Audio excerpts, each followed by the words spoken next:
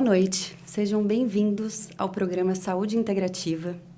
É com muito carinho que eu venho aqui hoje, através da Chay Brasil, com uma parceria com a TV Claro, para a gente trazer uma informação sobre saúde integrativa.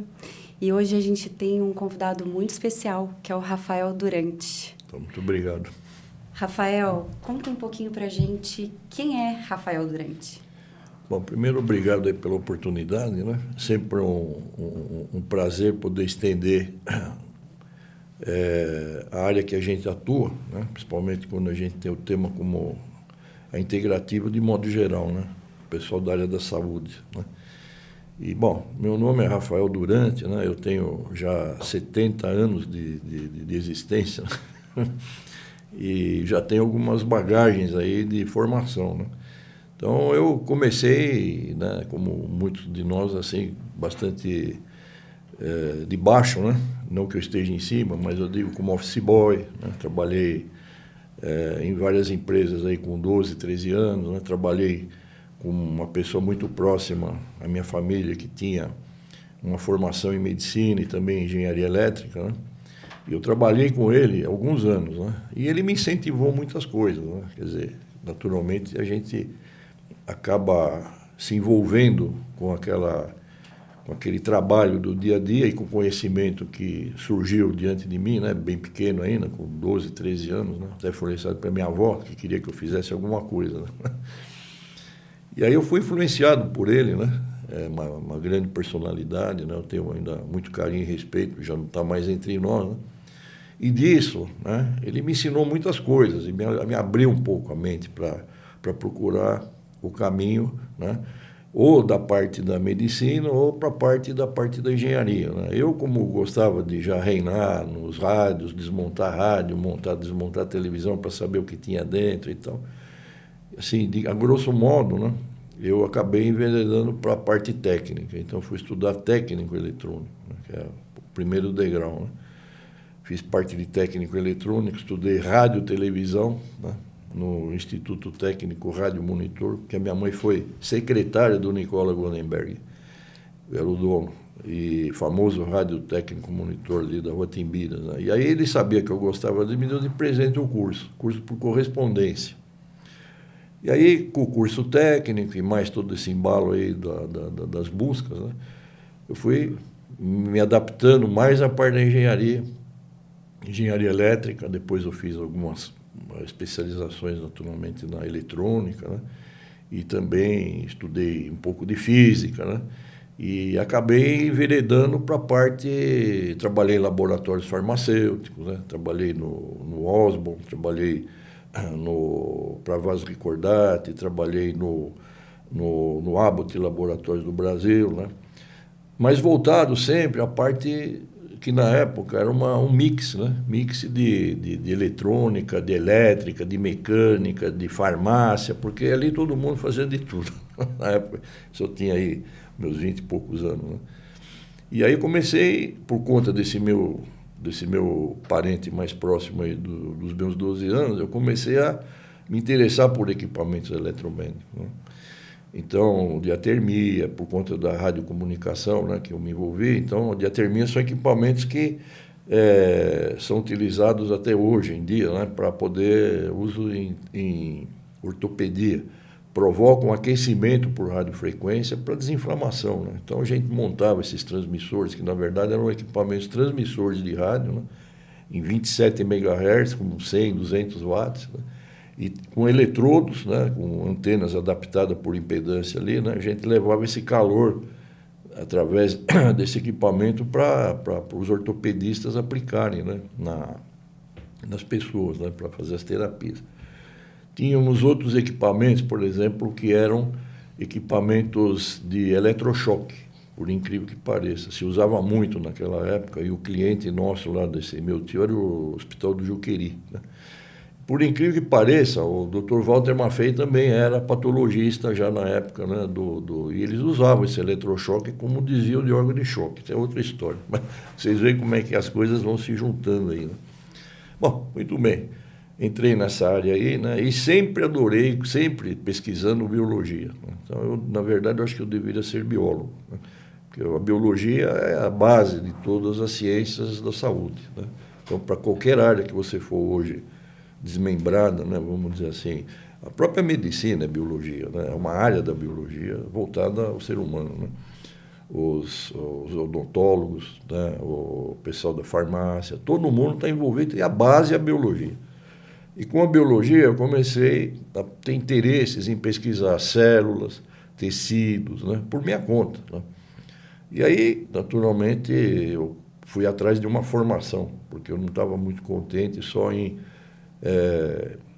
por diletantismo, né? Ficar pesquisando e tal. Aí eu acabei fazendo uma formação em biomedicina, né? Patologia e análises clínicas, né? E aí foi muito bom porque foi uma experiência que me trouxe mais a ciência um pouco mais perto, né? Aliás, bem perto. E aí eu comecei a ter contato com outras tecnologias dentro da área, né? E aí eu comecei a buscar ferramentas para mim conseguir atuar, né? E nas análises clínicas que os microscópios, né? Aí eu estudei muitas coisas das empresas fora do Brasil, né? Da Leica, da Zeiss, né? Da Olympus, de várias empresas, né? Para poder trazer, primeiro para mim, por curiosidade, montar algumas coisas que eu não tinha dinheiro para pagar.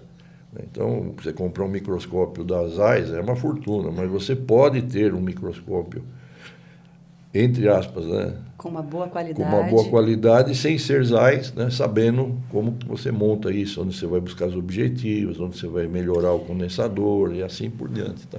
Então, aí que eu entrei na área, né?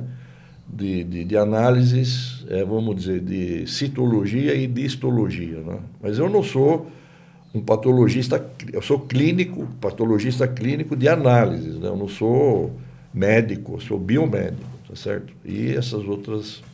E é justamente por essa história de vida que você contou pra gente aqui agora, que a gente resolveu te convidar para essa entrevista. Obrigado. E a gente queria saber um pouquinho, dentro da sua visão, explica pra gente quais as nuances que a gente consegue enxergar, identificar, né, dentro de uma análise de sangue vivo com a microscopia de campo escuro. Naturalmente, nós temos na área, vamos dizer assim, das análises, né, o que a gente chama de análises hematológicas, tá? Que vem de encontro à academia, o que é acadêmico, né? Tudo bem, não tem nenhum problema, ótimo, né? Porque a gente diz que temos o hemograma, temos outras observações microscópicas a nível da microbiologia e uma série de outras áreas que a gente pode atuar, né? Agora, como eu sempre fui adepto aí da biologia, então, dentro da biologia eu também encontrei outras áreas importantes, né? A microbiologia e também a bioquímica, né? E a bioquímica também se ligou muito no meu interesse, por quê? Por conta da eletrônica, entende? Então, quando você tem uma noção da física, né, que a gente estuda na escola, né, a gente começa a ver o mundo de outro jeito, de outra forma, né? Então, são, digamos assim, facetas do mesmo diamante, tá? Então, cada um que olha se interessa por um pedacinho, né? Então, eu acho que foi sorte, porque eu juntei, né, uni, melhor dizendo, a parte da física, né, física, digamos, newtoniana, né, um pouco da física do que a gente chama hoje de mecânica quântica, não levando para o lado mais extremista, mas voltado aos estudos da biologia, tá certo? As estruturas subatômicas, né? E aí você se encontra, então, com uma união, um quebra-cabeça que você começa a montar e ver coisas, de fato, que chamam muito mais atenção, né, do que você olhar só, por exemplo, um hemograma, que é quantitativo menos qualitativo, observar, por exemplo, certos resultados de análises, né, que são muito importantes na medicina e para os laboratórios de análise, né, em geral, ajudam o médico a fechar o diagnóstico, a cuidar da doença, enfim, né, os protocolos e tal. Mas quando você tem a visão eletrônica, né, da célula, então, uma coisa que eu aprendi muito foi, primeiro na ortomolecular e depois na biomolecular, né? Porque essa observação da célula como base fundamental das estruturas de um tecido, dos órgãos e também dos apêndices, que o organismo é para, né, o dominante, que é a cabeça, o cérebro, muda a visão, né, daquilo que você está vendo, e aí você vai também entrar em outras áreas importantes, né, que a bioquímica, como ela, na verdade, a química, a gente pode, eu tenho quase absoluta certeza, quase não, eu tenho certeza e absoluta de que a química é eletrônica, né? Você vai observar, por exemplo, todas essas estruturas da água, por exemplo, né? Assim, H2O, né? Então você tem hidrogênio, oxigênio, todas essas ligações são ligações atômicas, né? Hidrogênio é um átomo, né? 2 átomos de hidrogênio com um átomo de oxigênio. Então, você veja, existe uma ligação eletrostática fraca, né? Em cima desses íons, né? Desses átomos, e um íon lá que junta isso à força, vamos dizer, que a gente chama de uma ligação covalente. Mas por trás disso existe um outro cenário, é o cenário subatômico, o cenário do mundo quântico, o cenário da inferência, da parte que a gente tem que entender também do organismo, como ele reage em função dessas condições, né, básicas, que a gente acha que é só o tecido, só o órgão, a doença, o rótulo da doença. É uma perspectiva biofísica que antecede, inclusive, todas essas questões bioquímicas e moleculares, sim, né? Sim, porque a biofísica, por exemplo, né, ela tem essas fundamentações, né, até pouco tempo, vamos dizer assim, voltadas a unir a física, né, física newtoniana que seja, com os aspectos das ciências da biologia, né? Então, biovida, física, que é o quê? Que é a física? A física newtoniana é medir, mensurar a temperatura, pressão, deslocamento, força cinética, centrífuga, centrípeta, né? Tudo aquilo que a gente aprende aí como física newtoniana, Galileu Galilei, né? Todas essas estruturas de força gravitacional, enfim, né? E isso se aplica às ciências, vamos dizer, da medicina, né? Exemplo, o eletrocardiograma. Você pega um ECG, não é nada mais, nada menos do que uma representação gráfica, né, com um estímulo biofísico das tensões e correntes que fluem pelo tórax, né, vamos dizer, o eixo de Enthoven lá, né? Então, essa propagação, né, de tensão, de corrente, chame como quiser, né, que não deixa de ser eletrônica, né, vai ser biofisicamente, você vai conseguir entender isso, o fenômeno físico, e transformar isso num complexo que a gente chama que é RST, que são as ondas cardíacas, né? Então, isso ajuda muito a medicina a entender o que está acontecendo dinamicamente. Exato. Que são as fases, né, de sístole, diástole, fases de contração, né, enfim, né, dos estímulos sinoatriais, atrioventriculares, né, vamos dizer assim, né? Então, esse é um modelo. O eletroencefalograma é a mesma coisa. Hoje, você medir a temperatura de um corpo humano é biofísica. Agora, existe a biofísica, né, que aí já é vamos dizer, extrapola um pouco, não é que sai fora, mas já entra mais na mecânica quântica, que é aquilo que eu disse, começar a estudar a parte subatômica. Então, quando você começa a estudar a parte subatômica, né, do que é formado o átomo, né, o próton, o nêutron, os elétrons, né, essas configurações mais complexas de se compreender, que você vai sair fora, então, do centímetro do Newton, né, e nós vamos entrar no nanômetro da quântica, né? E daí para partículas até de Angstrom, né? Ou até coisas muito mais complexas, né?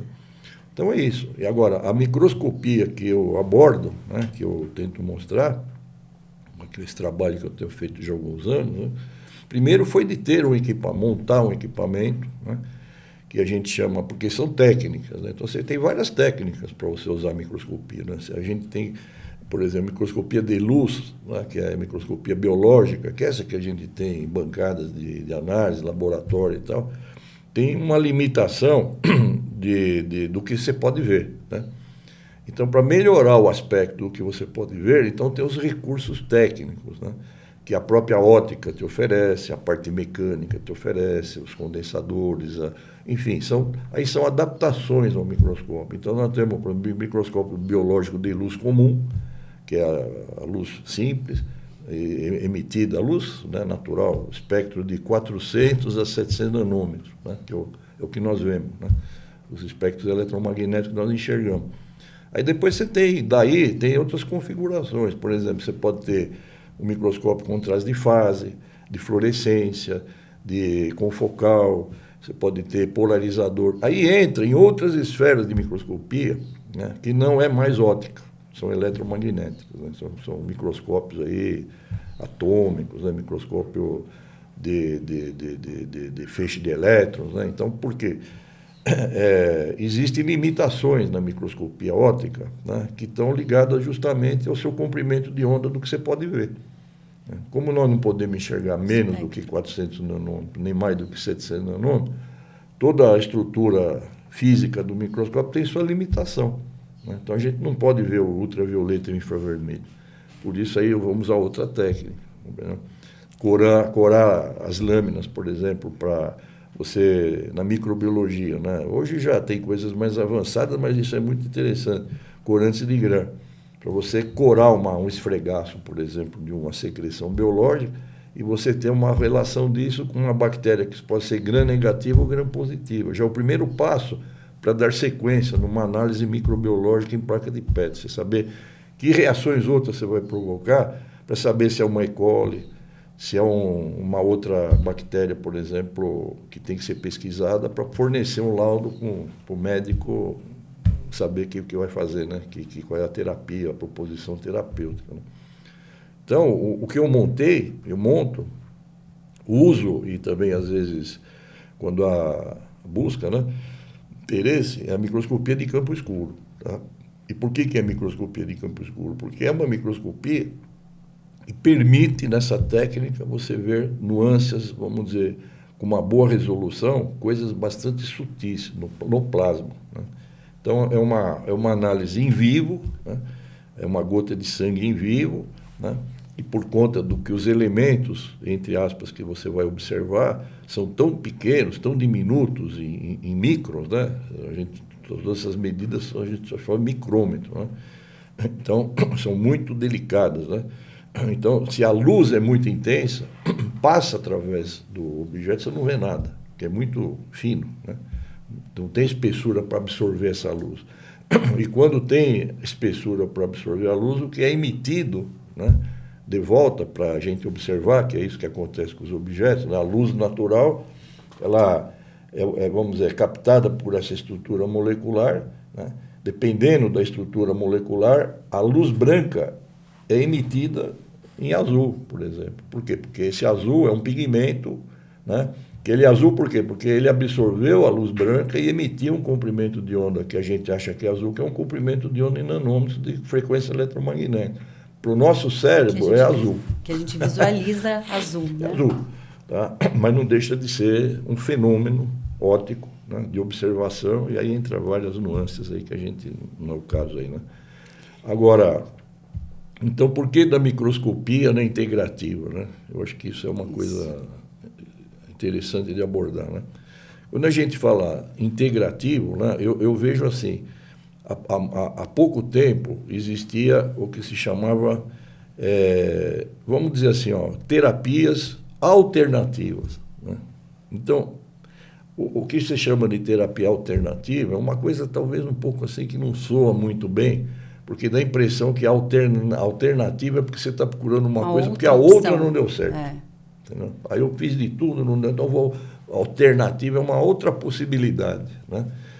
E isso acabou criando dissidência, né? Quer dizer, separatividade, sectarismo dentro das áreas, em geral, da área da saúde. Então, por exemplo, aí entendeu-se que o nome deveria ser modificado, né? Aos poucos as pessoas foram tomando esse hábito, né? Então é integrativo, que nós não estamos dividindo, nós estamos integrando. Integrando o quê? Conhecimentos, né? Vamos dizer, até ancestrais, de práticas que a humanidade já tem como, vamos dizer, práticas consolidadas, né? Então, vamos dar um exemplo: medicina tradicional chinesa, Ayurveda, germânica, medicina germânica, antroposófica, lá do professor Rudolf Steiner, e tantas outras possibilidades, e de outras técnicas, por exemplo, a ozonioterapia, né? A cromoterapia, a massoterapia. Olha, tem uma infinidade. Reflexologia. Né? Reflexologia. É agregar, né? Várias integrar, formas. Trazer para junto, então é somar. Né? E aí, o que acontece? Isso aí foi eu acho que não é que foi, está sendo uma revolução moderna, talvez mal compreendida, porque existem as pseudociências, elas existem, infelizmente isso sempre existiu, pseudociências que querem se juntar ao que a gente chama de integrativo, para poder fazer parte disso, aproveitando o embalo, entendeu? É o caminhãozinho, está na descida, eu vou pular na caçamba e... Pegar uma carona. Pegar uma carona. Infelizmente isso existe, então temos que tomar cuidado, né? Mas tem coisas seríssimas, né? Uma das coisas seríssimas que tem, que as pessoas às vezes chamam de pseudociência, a geobiologia, tem uma fundamentação absurda, né? A radiestesia tem uma fundação, é uma ciência da física microvibratória. Então, tudo isso feito, né? Vamos dizer, executado por profissionais que estudam, que conhecem, que vão a fundo, que começam a perceber, então pode usar todo esse arsenal. Né? Até porque o que a gente consegue realmente visualizar é 0,01% da realidade, né? Então, todas essas interferências em que a gente não tem a percepção clara que está nos atingindo... É verdade. Nos atinge muito mais do que a gente imagina. Muito mais, porque nós não podemos imaginar assim, né, o que nos afeta.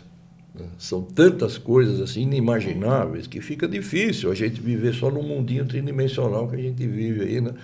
Achando, por exemplo, que nós somos um bife, né? Um bife que pensa, né?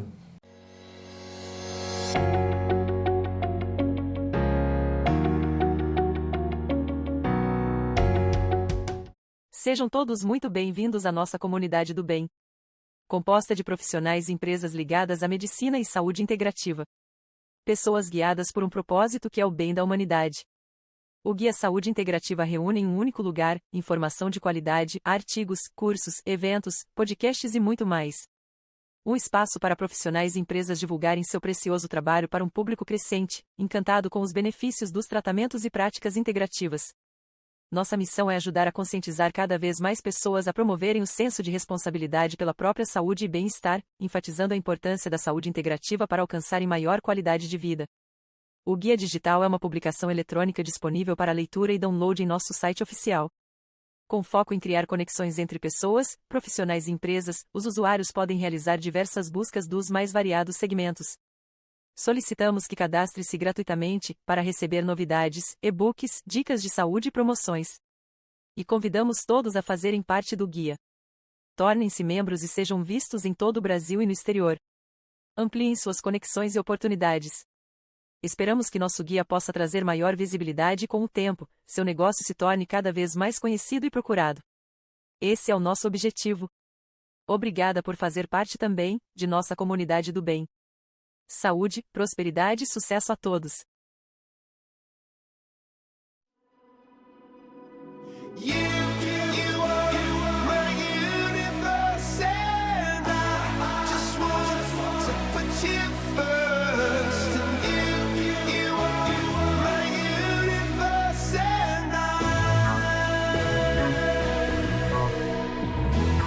É um momento de muita alegria estarmos realizando a segunda edição do Congresso de Práticas Integrativas no Tratamento e Prevenção do Câncer. Esse evento está abrangendo pessoas do Brasil inteiro, vindo tanto para palestrar quanto para participar do Congresso. Esse Congresso hoje está com 700 inscritos, um congresso com mais de 30 palestrantes. Esse é mais um evento realizado com muito sucesso pela Nova Saúde Integrativa. Agradecemos a Deus em primeiro lugar e a todas as pessoas envolvidas que fizeram esse evento acontecer com muito sucesso. Que venham os próximos.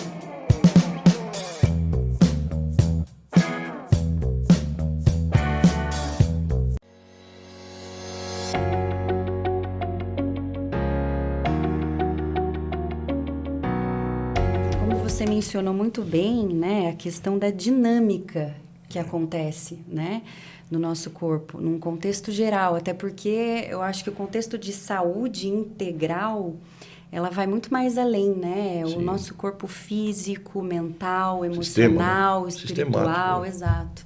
E num processo extremamente dinâmico, né? Exato. Em que tudo está mudando a cada instante, a cada momento. Se a gente vê ali na rua um cachorro sendo atropelado, o nosso campo já mudou totalmente. Sem dúvida. Se a gente levou um susto, se a gente recebeu uma notícia muito feliz, né? As emoções nos afetam sobremaneira. Né? Então, quer dizer, hoje já existe dentro da própria medicina, né? Da medicina acadêmica, em algumas universidades, um viés de como é que se diz, de disciplinas, né? Voltada à espiritualidade. Exato. Entendeu? Porque faz parte, né? Então, quer dizer, você veja, então, já falamos do holismo, né?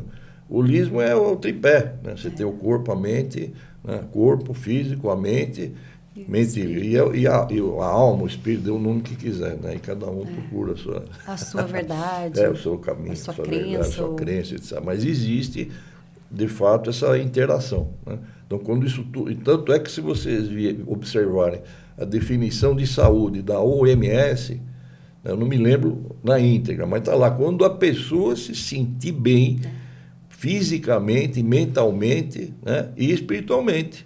Quer dizer, então, vocês vejam, qual o conceito da saúde, então? Né? É o estar bem. Né? É o equilíbrio, né? Pegando o gancho lá do Aristóteles, né? Não é a boa vida, é a vida boa de ser vivida. Não é a boa vida de nenhuma coisa nem outra. É ter uma vida boa de ser vivida. Então, a vida boa de ser vivida é a vida feliz, é a vida em paz, é a vida com controle sobre as possibilidades que você puder ter, né? Consciência sobre o que você precisa procurar para o seu próprio benefício, e também quando você procura o seu benefício, o próximo está incluído, né? Eu acho que você usou uma palavra bem pertinente, a consciência, né? E quando a gente trata o paciente com esse auxílio da microscopia de campo escuro, eu acho que a gente consegue ajudar o paciente nessa questão da consciência de como ele se encontra neste momento. Exatamente, né? É importante isso. É uma motivação também, né? Além do que ele mostra uma... Então, você, falando nisso, eu estava comentando da parte da bioquímica, né? Da parte bioquímica, parte elétrica magnética. Então, aí o que nós vamos ver de fundamentação no organismo, né? Assim, para chegar na microscopia? Nós vamos ver o que? O organismo é metabólico, né? O que é o metabolismo? O metabolismo é todo o trabalho, né, que existe, né, por conta de modificações, né, que são intrínsecas ao organismo, né, a química que acontece dentro do organismo, né, que vai redundar em trabalho. Né? Então, a energia, né, eu sempre insisto nessa questão da energia. Muita gente fala, mas sua célula está perdendo energia, o seu organismo está sem energia, né? Primeira coisa assim, não existe reserva de energia, né? Não existe energia disponível para ser guardada. Tudo é uma questão de reação. Até uma bateria, ela não tem reserva, ela tem lá uma disponibilidade de uma reação ácido-base, tipo ácido chumbo, sei lá o quê, né?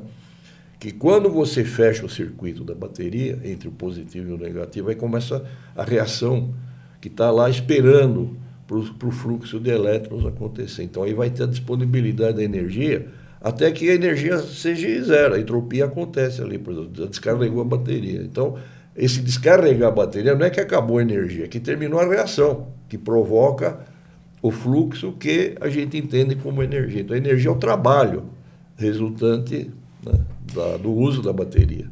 E no contexto biológico ali, essa bateria nada mais é, ou melhor, não só a questão da bateria, mas tudo vai reagir de acordo com o contexto, com tudo que está acontecendo, com o entorno, como a gente menciona, o próprio terreno biológico, o terreno, né? biológico, exatamente. Conta pra gente um pouco, Rafael, tenta contextualizar o terreno biológico quando a gente avalia um sangue vivo na microscopia de campo escuro. A observação do terreno, o que é o terreno biológico, né? Eu diria o seguinte, né, que existem várias maneiras de você usar esse adjetivo, né, esse adjetivo qualificativo, que é um adjetivo qualificativo. Né? Você pode terreno biológico pode ser muita coisa. Eu levaria, como eu pego o gancho aqui da bioquímica e também do metabolismo e de tudo que acontece no organismo em forma de reações, porque o que acontece no organismo são reações, ações e reações, que geram, não é que gera energia, geram o combustível resultante, vai fazer com que a célula, então, possa trabalhar. E esse trabalho que ela exerce, aí é a energia obtida dessas reações. Tá? Quer dizer, não é o trabalho. O trabalho é a consequência das reações. Então, a gente chama esse trabalho que por exemplo, o coração bater é um trabalho. Você andar é um trabalho, você pensar é um trabalho. Até o basal seu, sem você fazer nada, está lá, que nem uma múmia. Está trabalhando. Está trabalhando. Tem uma carga funcionando ali de trocas, né? De fluxo. Interações. Né? Então, basicamente, o que a gente deve observar é o rio da vida. Então, o que é o rio da vida? É o que você vai ver no sangue. O fluido do sangue, né? Inclusive, ele é considerado o sagrado. O sangue é uma coisa maravilhosa, porque o sangue na verdade, além de ser o rio da vida, é o caminho por onde tudo entra e por onde tudo sai. Né? Vamos dizer, é a via de várias mãos, e vários trânsitos, inclusive. Né? Você pode dizer que é muito pior do que a 23 de maio, às 6 horas da tarde. Você entendeu? Bem pior. Né? Por quê? Porque agora existe uma coisa interessante. Apesar da aparência do caos de quem vê, existe uma nobreza, digamos assim, né? Uma coisa muito bonita de você ver, que é a ordem, né? Que é oposta ao caos. Né? Então, essa ordem é o que a gente tem que admirar. O caos, ele é consequência do tempo em que a ordem consegue permanecer como ordem. E vice-versa, né? E ao contrário, é verdadeiro. Né? Então, aí, o terreno biológico, enfim, nessa ótica, eu chamaria, assim, dentro da biologia, como um espaço de Kissinger, ou Kissinger, como queira, que é o quê? O extracelular. Né? Porque tudo que acontece no organismo, né, existe a célula como foco para ser atendida. Então, as bases fundamentais da biologia é alimentar a célula e tirar da célula os resíduos, aquilo que é o resto que tem que ser retirado, que é, digamos assim, é o carvão do churrasco que queimou, que oxidou. Mas é muito além disso, né? Sim. Falando de espaço de Kissinger. Sem dúvida. Não parece muito simples, mas não é. Né? Mas como é um interstício, onde está praticamente toda a existência da célula, depende desse terreno, desse entorno, entende? É uma das formas de você entender o terreno biológico. Existem outras maneiras de você entender o terreno biológico. Mas com o microscópio você vai enxergar o espaço de Kissinger. Eu posso não enxergar o espaço de Kissinger, por quê? Porque ele está em volta das células e não está no sangue. Mas também está no sangue, porque existem células pertinentes ao sangue, e esse espaço plasmático em torno dos elementos figurados, por exemplo, as hemácias, os leucócitos, os linfócitos, as plaquetas, os trombocitos, etc., tal, são células. E em volta dessas células existe um terreno biológico, tá certo? Que não é diferente do que está em volta da célula. Dependendo do lugar, o que pode mudar é o que a gente chama de pH, potencial de hidrogênio, que são as trocas iônicas que acontecem em determinados tecidos e diferentes uns dos outros por conta daquela necessidade, né, que o ambiente deve ter. Né? Que bom que você tocou nesse assunto do pH, até porque pega um gancho aí para a gente entender até como a microscopia pode mostrar essa alteração. E se você puder fazer uma analogia em termos do pH, essa alteração, né, esse dinamismo que existe dentro do nosso organismo, fazendo uma analogia com a voltagem do nosso corpo. Sim. Bom, quando a gente fala de potencial de hidrogênio, né, nós estamos falando... Quimicamente, nós estamos falando de reações iônicas, íons. Né? E o que são os íons? São cargas negativas, sendo simplista, e cargas positivas. Então, existem moléculas, né? Melhor dizer, átomos, que têm carga positiva, carga de elétrons, que são, vamos dizer assim, orientados, né, para essa tal carga positiva, assim como tem os orientados para carga negativa. Vou dar um exemplo básico que eu comentei, a água.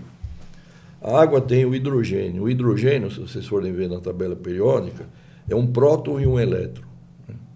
Ele é estável, né? Mas ele é o único elemento universal que existe no universo inteiro que tem um próton e um elétron, né?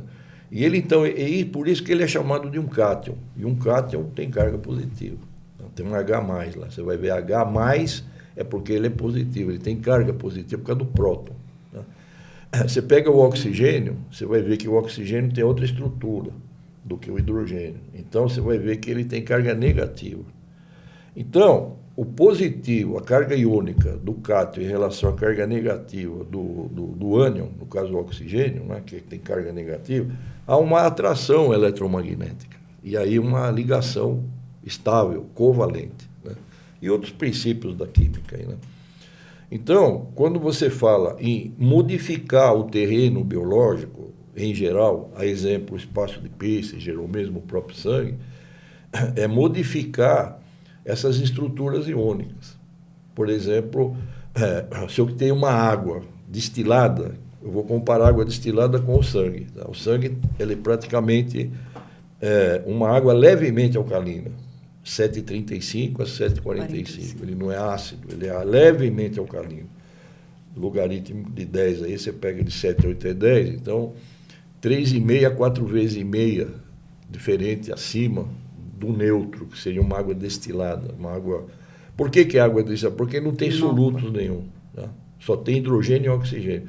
Quando você adicionar um soluto, e esse soluto for um sal, cloreto de sódio, magnésio, qualquer outra coisa, você vai pôr mais ânions, cargas negativas. Então, o que vai acontecer? Vai ficar mais base, mais alcalino.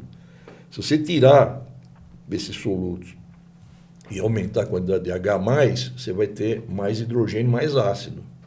Por isso que os ácidos, todos nas suas formulações, os ácidos fracos e os fortes, quanto mais forte, pior, mais hidrogênio tem na sua formulação química. Por outro lado, quanto mais oxigênio, menos ácido. Mas é óxido, então tem que tomar cuidado, porque o oxigênio também oxida. Né? Ele não é só... O oxigênio não é alcalino. Ele equilibra a estrutura líquida, que é o solvente que nós chamamos de água.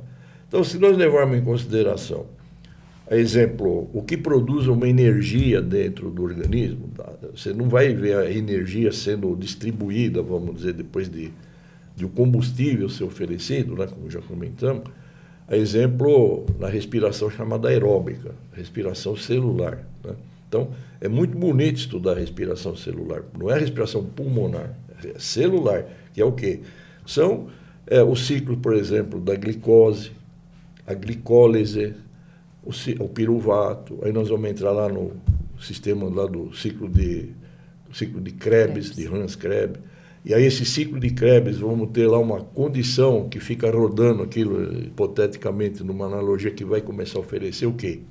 Íons de hidrogênio. E, por outro lado, desmontando o gás carbônico, que é o que nós respiramos, CO2, né?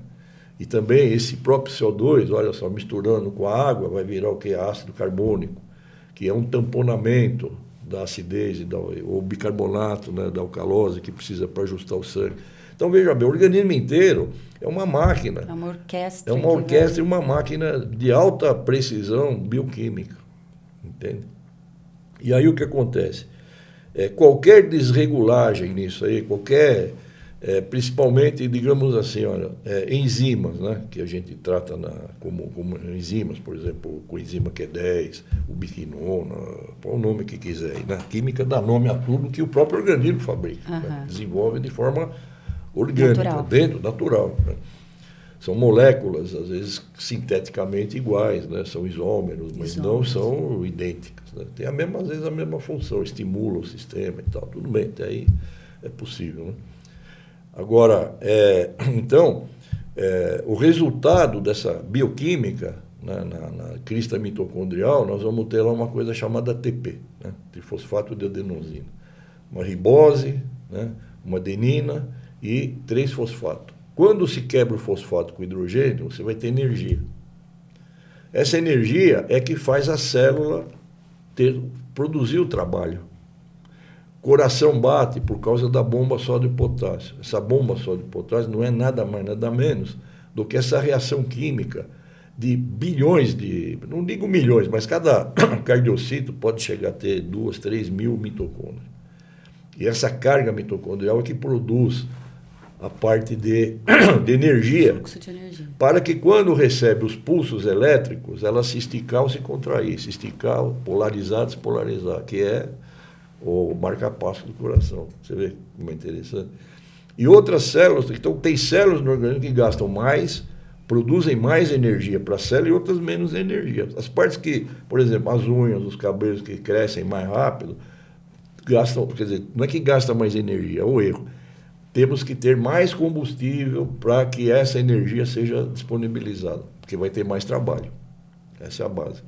Então, quando a gente observa na microscopia, uma das inferências que se faz, que é observar e coletar dados, pode ser, como é, da morfologia, que aí é da parte citológica, quer dizer, você então, com bases na própria hematologia, você vê as formas das hemácias, vê a poiquilocitose, que é a deformação nas membranas fosfolipídicas. Você pode ver também, por exemplo, quantidade, mais ou menos, de hemácias menores ou maiores. É uma observação quantitativa. Tá?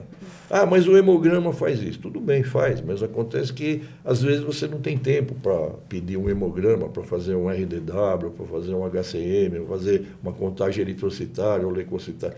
O microscópio ajuda muito, né, nesse aspecto morfológico. Até porque também vai passar uma boa percepção qualitativa. Qualitativa, né? Exatamente. Por exemplo, você pode também, fazendo uma anamnese, não como médico, mas como terapeuta, você pode fazer. Você não vai fazer diagnóstico. Você não está diagnosticando, você está inferindo. Por exemplo, uma pessoa que reclama de cansaço, reclama de dor de cabeça, tem uma aparência assim de pouca disponibilidade de combustível para gerar energia, né? Tem uma certa idade, tem hábitos alimentares muito descontrolados, etc. E você observando certas coisas, você vai perceber que essa pessoa tem uma certa anemia. Mas você não pode dizer qual anemia que é, nem olhando o microscópio. Por quê? Porque é muito relativo. Doenças eritrocitárias tem muitas, né? Você pode ter ferropriva, megaloblástica, pode ser acúnio digamos, a falciforme, que tem cunhos já de problemas genéticos, né? São problemas de como é que chama? Me falta o nome, quando o pai e a mãe juntam o óvulo lá, doenças cromossômicas. Doenças que vêm das informações XY. Né? A exemplo, como existe, por exemplo, a síndrome de Down, que não tem nada a ver com isso, mas é uma doença cromossômica, né? Cromossomo 21. Né?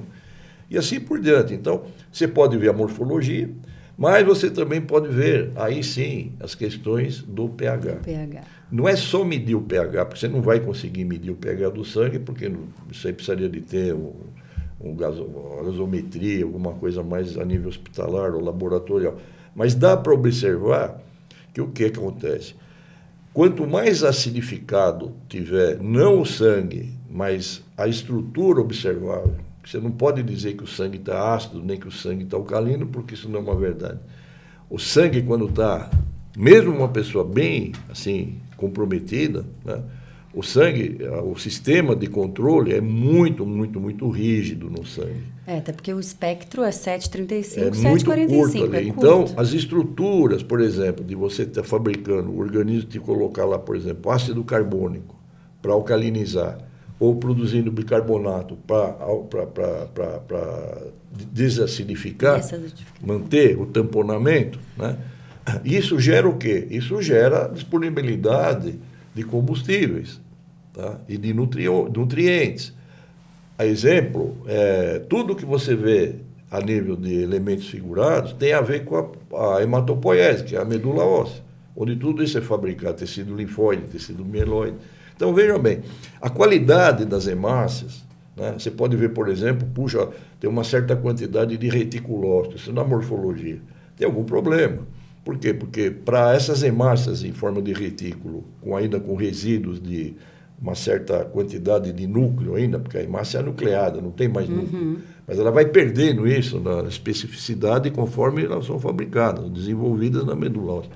Se o retículo ósseo chegou ali, na sua observação, em grande quantidade, é porque a pessoa está tendo um problema de perder essas hemácias, a perda muito rápida.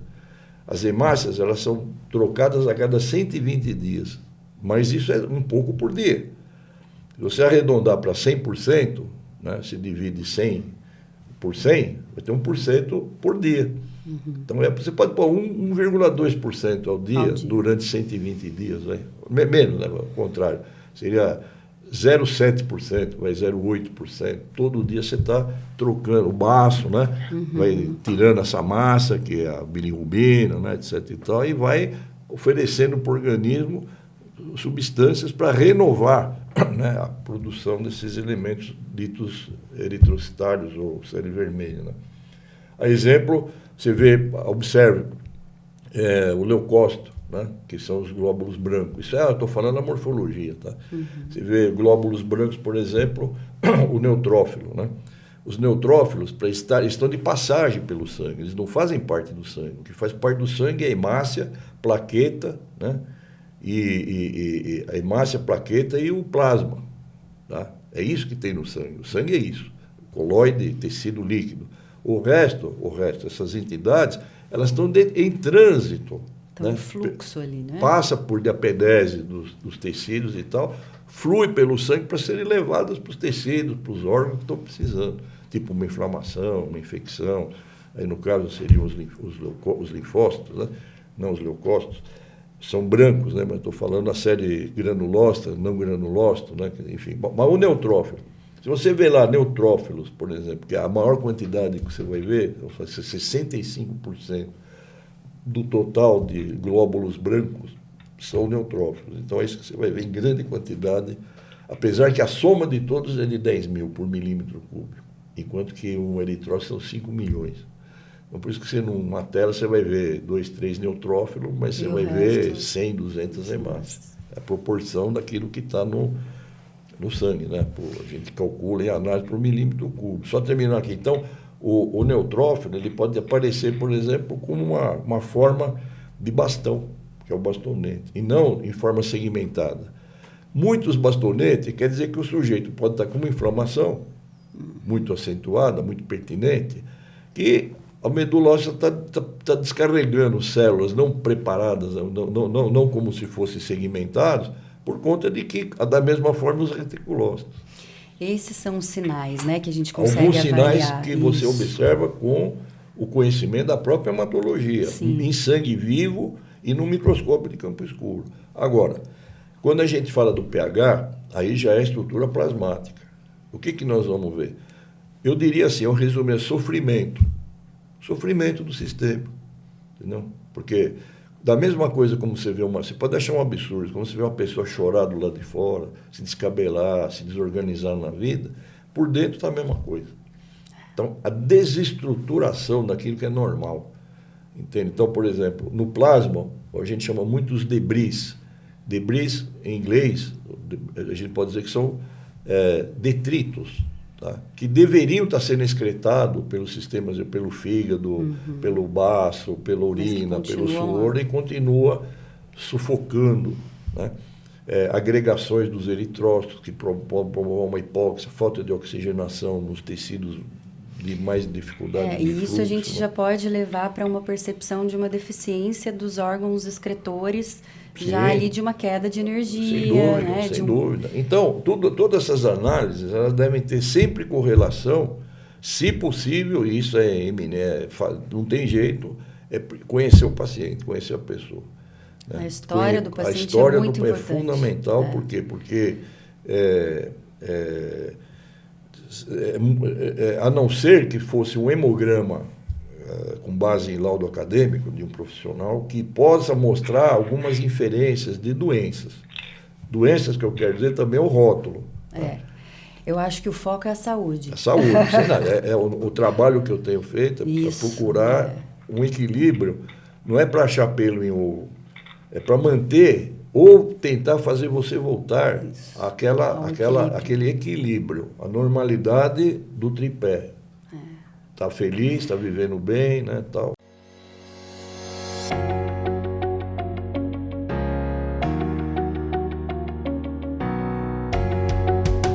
Sejam todos muito bem-vindos à nossa comunidade do bem, composta de profissionais e empresas ligadas à medicina e saúde integrativa.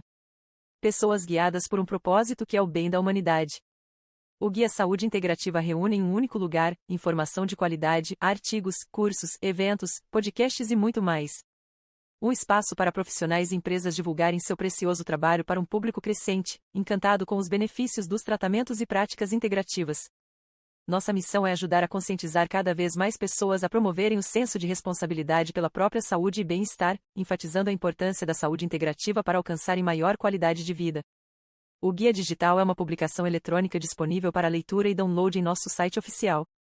Com foco em criar conexões entre pessoas, profissionais e empresas, os usuários podem realizar diversas buscas dos mais variados segmentos. Solicitamos que cadastre-se gratuitamente para receber novidades, e-books, dicas de saúde e promoções. E convidamos todos a fazerem parte do guia. Tornem-se membros e sejam vistos em todo o Brasil e no exterior. Ampliem suas conexões e oportunidades.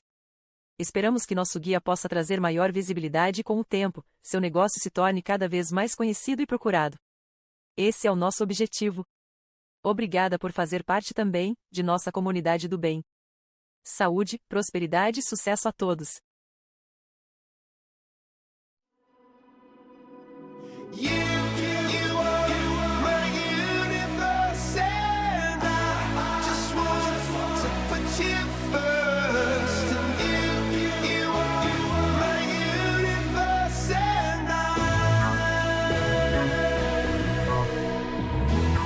É um momento de muita alegria estarmos realizando a segunda edição do Congresso de Práticas Integrativas no Tratamento e Prevenção do Câncer.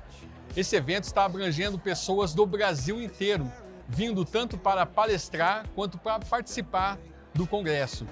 Esse congresso hoje está com 700 inscritos, um congresso com mais de 30 palestrantes. Esse é mais um evento realizado com muito sucesso pela Nova Saúde Integrativa. Agradecemos a Deus em primeiro lugar e a todas as pessoas envolvidas que fizeram esse evento acontecer com muito sucesso. Que venham os próximos.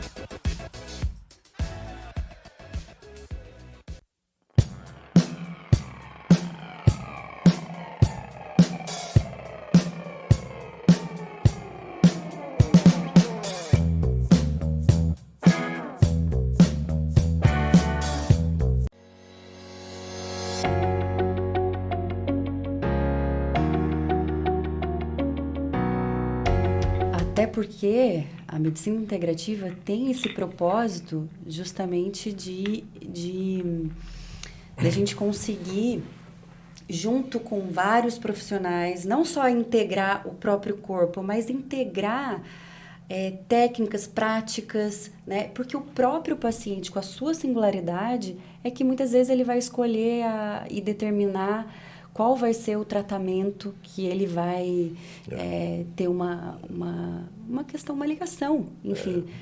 A liberdade dele de busca, de escolha busca, pelo que ele exatamente, quer. né? Agora existe porque é uma investigação, né, Rafael? Nada mais, nada menos. É uma investigação, do que isso, é o Sherlock Holmes, né? Não tem jeito, a gente investigar assim, o que está desequilibrando esse sistema tão complexo. Então, você veja, o que é importante em tudo isso aí? A nutrição, os princípios da digestão. E tudo isso a gente consegue ter essa percepção também na análise. Mas aí é o profissional que vai ter que aprender, se não sabe, né? Procurar esses viés, né? Por exemplo, modéstia à parte, eu tenho uma experiência mais visionária disso aí, mais o horizonte um pouco mais para cima, entendeu? Não quero dizer que seja melhor nem pior, mas é uma forma de ver. E outra questão que eu vejo muito positiva na microscopia de sangue de campo escuro, né? É a gente ser ali a gente conduzir o paciente para as mudanças de hábito que são necessárias, claro. Porque muitas vezes ele não consegue ter uma percepção clara do impacto que uma mudança de hábito pode acontecer na vida dele. Totalmente, né? Claro. E ali ele visualizando a imagem, puxa, aquele ali é meu sangue, acabei de tirar uma gotinha daqui e estou vendo aquilo ali. Né? Então eu acho que isso esclarece. E ao mesmo tempo que esclarece, ela consegue conduzir o paciente para essas mudanças. Sim. Porque a gente nunca vai ter saúde tomando medicamento. Não dá. É difícil, né? Existem algumas drogas, vamos chamar assim, né? Que elas têm até a sua importância. Sim. Mas veja bem, a importância disso, como eu sempre digo, é o seguinte. Você acha normal um hipertenso tomar hipertensivo o resto da vida? Precisa ver por que ele é hipertenso. Exato. O diabético tipo 2 também, às vezes... A não ser que ele continue do mesmo... Quer dizer, ele toma droga, mas não muda nada, ou muito pouco, né? Achando que a droga vai proporcionar para ele a vida feliz que ele busca, é um grande equívoco. Né? Então você vê que as pessoas estão cronificação. Exatamente. Né? Porque usam a droga não por um período necessário, mas para ad eterno. Então você vai tomar o resto da vida porque não tem outro jeito. Mas esse outro jeito ninguém te diz como é. Ninguém tenta te explicar como é. Né? E experienciar mesmo, né? Porque quando a gente começa a entrar num processo de adoecimento, significa que a gente já está há muitos anos com hábitos que não estão fazendo bem, né? Seja ele um pensamento, um relacionamento tóxico, enfim, seja hábitos alimentares, qualquer situação, né? Sem dúvida. Isso já está acontecendo há muito tempo. O trauma, ele é fundamental, né? Como start, né? Até formas de pensamento, né? Assédio mental constante, o medo, a depressão, vem disso. Exato. Você entendeu? Da falta de... Um monte de... Tudo isso, né? Acaba pipocando, né? No físico. Né? Através da parte hormonal, né? Dos starts, né? O corpo físico, ele é só uma manifestação, uma expressão da mente e da alma, Sem né? dúvida. Eu sempre falo, né? O corpo humano é apêndice do cérebro e da consciência e da mente. Todo o organismo inteiro. Eu cheguei a essa conclusão, né? Posso estar contra muitos princípios, mas até porque é lógico, né? Se você observar e pôr num papel o que o cérebro precisa para existir, no conceito viver, na existência, ele precisa ter tudo aquilo que o entorno está oferecendo. Ele precisa de ter nutrientes, ele precisa de ter energia, o combustível para energia, a glicose, tem que ter oxigênio, tem que ter fluxo sanguíneo, tem que levar, tirar nutrientes. Olha, digamos assim, são tantos detalhes, né? Que se você olhar o corpo humano seria o quê? A base de sustentação do cérebro. Entendeu? Porque é pelo cérebro que você vai viver, você vai conhecer, vai experimentar, através dos sentidos. Não é pelo...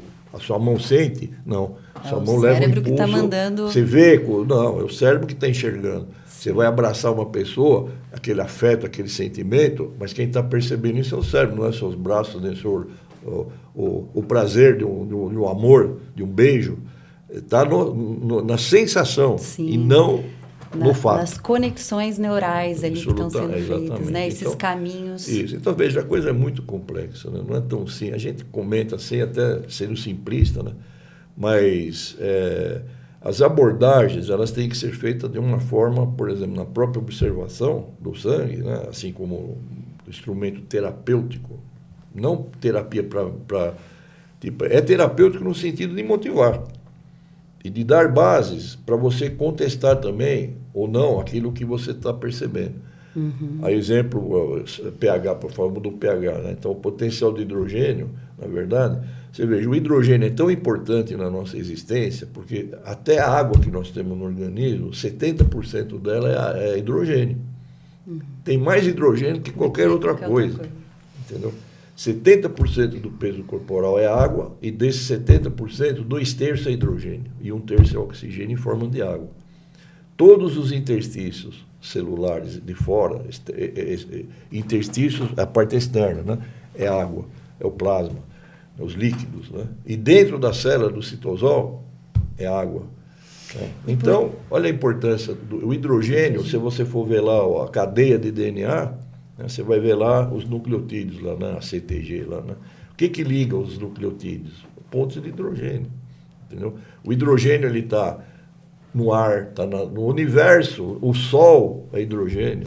Falando em hidrogênio, Rafael, fala um pouquinho para a gente, de uma forma sucinta, o que é uma possibilidade dentro das práticas integrativas, como o tratamento com o gerador de hidrogênio molecular. Né? É importante também como terapêutico, né? Porque como a gente fala de bioquímica, nós estamos falando de íons, de ânions, de cátion. Então, o gerador de hidrogênio, ele gera um cátion.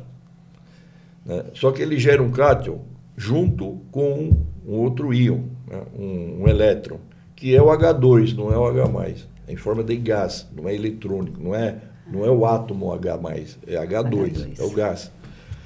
Isso, o que acontece? Desde, acho que de 1970 e alguma coisa, 77, no Japão, começaram a perceber que isso tinha uma utilidade como terapia, né? Porque você administrar para o organismo o hidrogênio em forma de gás, ele também está fazendo parte de outras estruturas, que não é só como antioxidante. Ele, na verdade, se você vê a fórmula do hidrogênio, do H2, ele em si não pode ser um antioxidante, como o H2. Por quê? Porque ele não tem um elétron de doação, ele não vai colocar um elétron lá na hidroxila, né, que está perdendo um elétron, né? Então, o fator oxidado, reduzir, oxidar, né?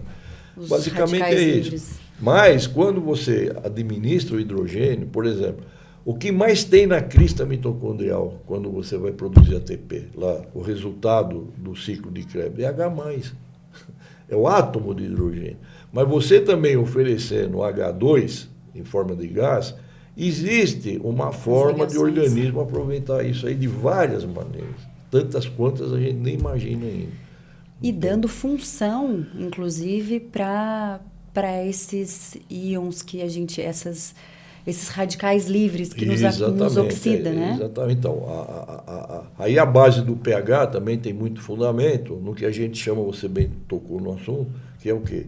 É o fator, digamos, do estresse oxidativo do organismo, né? O oxigênio que não é utilizado para produzir o ATP, né? O oxigênio reativo. Parte desse oxigênio que deveria se transformar, queimar, entre aspas, né, o hidrogênio e o oxigênio ali no ciclo de Krebs, produzir a energia, quer dizer, quebrar a estrutura do fosfato e gerar a energia. Né?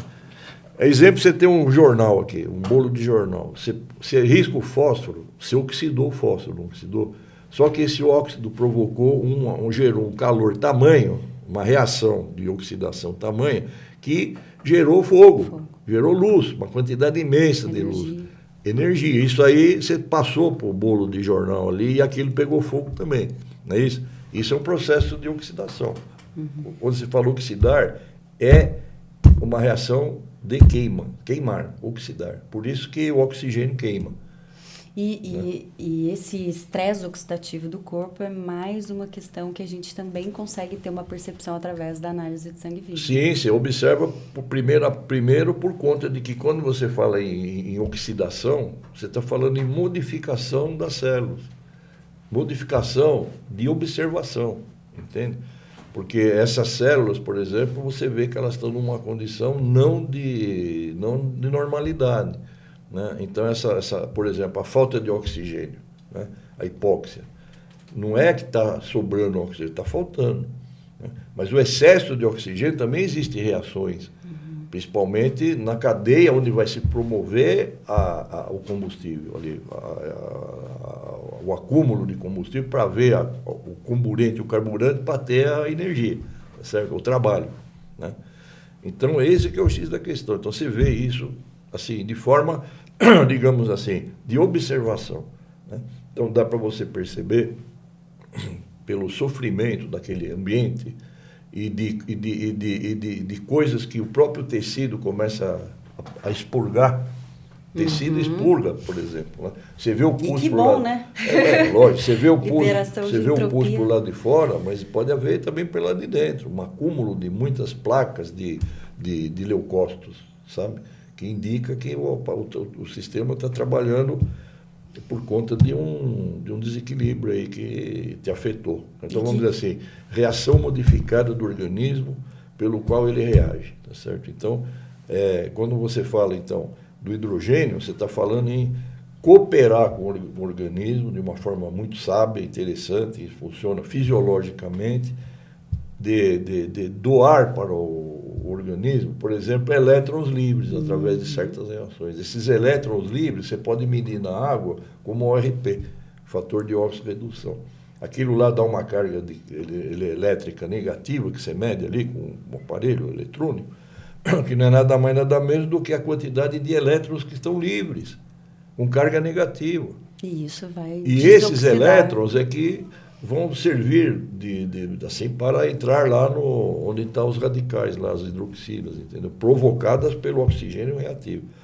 Não se esquecer que o organismo tem todos os seus controles endógenos, quer dizer, existe mecanismo, porque mais ou menos da respiração que a gente tem pulmonar, esse oxigênio que vai funcionar lá na cadeia de transferência de elétrons, lá, que é a última cadeia para produzir o ATP sintase lá, você vai ter uma perda de 2 a 3% desse oxigênio, ele não vai funcionar como combustível. Ele vai se transformar numa hidroxila. A maioria das coisas que acontecem, por exemplo, é formar água ainda. O oxigênio com o hidrogênio vai formar uma água, que essa água vai ajudar a regular a acidificação da mitocôndria. Olha só. E também a estrutura, né? Vai estruturar mais as moléculas, a água do nosso organismo. Então, basicamente, tudo isso que nós conversamos, né, aí precisa de um treinamento, precisa de um profissional começar também a se interessar pela química, pela bioquímica, compreende? Porque senão você vai ficar um interpretador de papel. Sim. Entende? Por exemplo, como é que você pode dizer, né, que a pressão arterial de uma pessoa tem que ser só 12/9, 120 por 90 em milímetros não é impossível. Se uma pessoa pesa 130 quilos, não pode ter uma pressão de 12/9. Né? Basta você pense assim, né? Tem uma caixa d'água na minha casa com 1.000 litros. Eu tenho um cano de 3/4, né? Então, eu tenho uma bomba para fazer um trabalho para levar essa água lá para encharcar. Quanto tempo vai demorar para encharcar? Se eu colocar um cano de 1 polegada, vai mudar o quê? Vai piorar. Eu tenho que pôr uma bomba mais forte. Então, isso é a fisiologia. Quem vai dizer isso é o organismo, não é o 12/9. Claro. E como você bem muito colocou, né, a questão do caos e da ordem. Exatamente. É justamente nesse dinamismo do corpo em que muitas vezes a gente precisa ir para o caos, entrar no caos para conseguir encontrar um equilíbrio e a ordem, né, Rafael? Esse equilíbrio que a gente busca, ele também está diretamente ligado às próprias leis da física newtoniana, que é a que a gente estuda na termodinâmica. Nós somos um sistema termodinâmico, não tem jeito. Então, você também tem que aplicar no organismo humano, na biologia, as leis da física.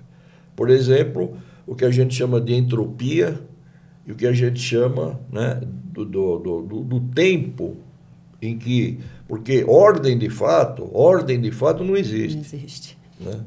E nem caos de fato existe. O que existe é vamos dizer, o organismo luta por duas coisas. Né? As células lutam para manter a ordem, não é para ter ordem, manter a ordem, e por outro lado, outras forças também que fazem parte da fisiologia humana lutam para levar ao caos.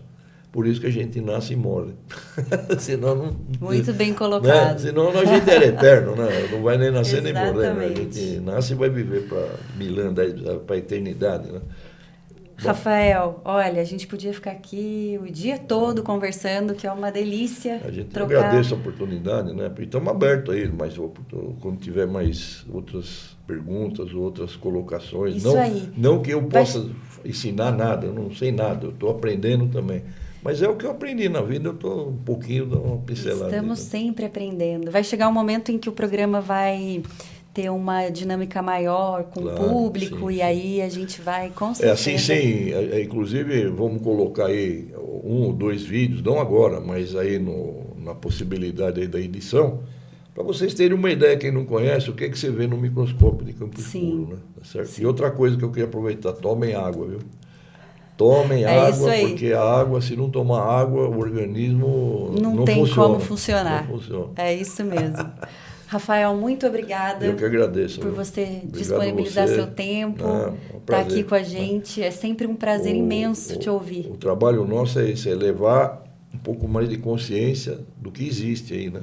Para diminuir o sofrimento, melhorar a felicidade das pessoas e a gente viver melhor, né? E fazer um pouco do nosso papel na Terra, né? É isso aí. Quando pode, né? Tá bom? Com o nosso propósito e tá ligado, conectado, né? Obrigado aí Muito obrigada, ao Rafael. Chai Brasil e a todos os técnicos e todos aí que nos ajudam aí. Muito obrigado. Bom, eu queria agradecer ao público que esteve ouvindo a gente aqui nessa noite e até o próximo episódio com mais um novo convidado. Boa noite.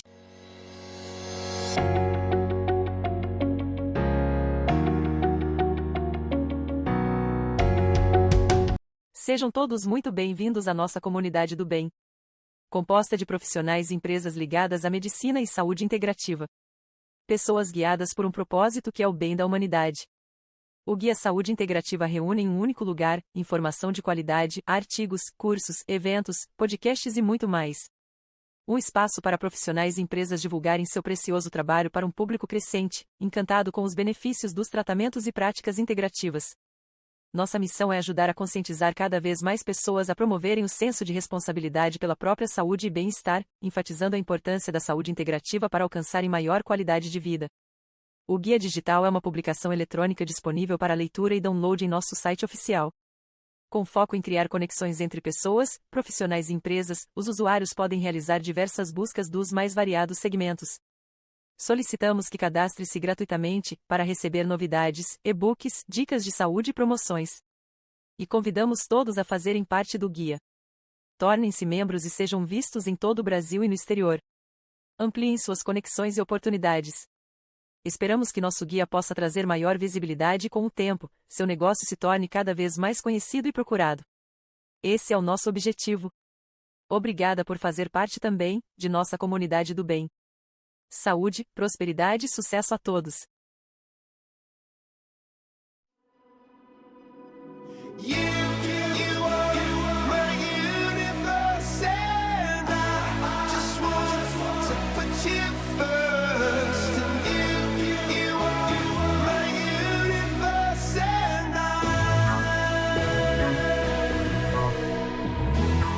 É um momento de muita alegria estarmos realizando a segunda edição do Congresso de Práticas Integrativas no Tratamento e Prevenção do Câncer.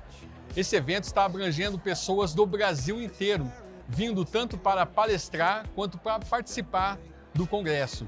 Esse congresso hoje está com 700 inscritos, um congresso com mais de 30 palestrantes.